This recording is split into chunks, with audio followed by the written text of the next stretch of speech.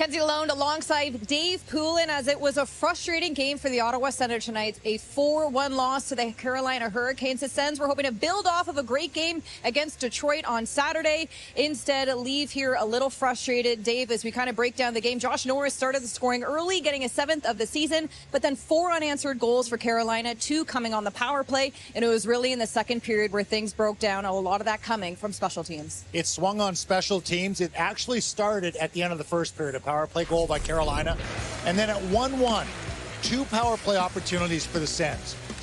One on a puck over glass, one on a too-many men. You have to take advantage of mistakes like that from the other team. They couldn't gain entry to the zone. That was the big issue with special teams with the power play. They simply couldn't get over and get set up. It wasn't that they weren't getting chances. They didn't even get in the zone to get chances. So really a special team swing, 2 for 2 on the power play for Carolina, 0 for 4 for Ottawa.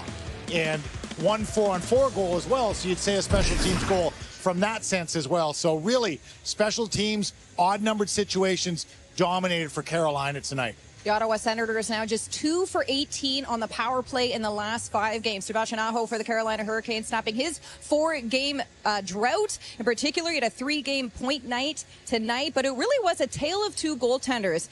Pyotr Kochetkov himself having a very strong game, stopping that shootout right at the end. And as for Jonas Korpisalo, this will have to be another building block for him. Well, he is a young goalie with an attitude, and he hasn't been able to display that attitude because he hasn't been very good this year. They have 3 goaltenders, and Freddie Anderson's hurt right now, so Kochetkov getting a lot of opportunity, but he was very good tonight. He was good at 1-1, some key saves, obviously the penalty shot late in the game, but he showed attitude. That 2-pad stack, that's a Jamie McLennan in his vintage at his best. Jonas Korpisalo has to be better in back-to-backs. He's only won 2 in a row once this season.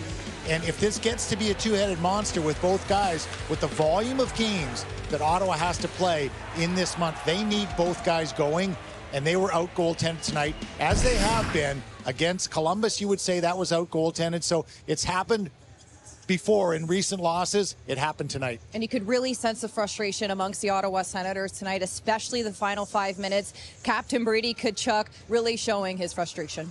Well, the goaltender got the better of him. He got the better of everybody all night. But on the penalty shot situation, he comes out and you could actually call him for tripping.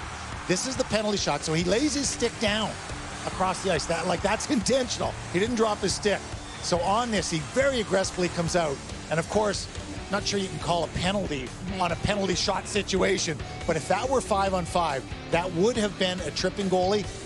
A tripping penalty, rather, against the goaltender for sure. Brady Tkachuk clearly showing his frustration there, and the referee just removed him from the game. He's saying, we're not going to let this get any worse here. But a frustrating night in many senses. Hey, the Sens knew this was their last home game. They're going out on the road. They wanted to go out in style. And it's just that, right? The frustration kind of lifts off the Hurricanes and is now kind of placed on the Ottawa Senators, as you mentioned. Looking ahead, the 5-game road trip begins Thursday night against St. Louis.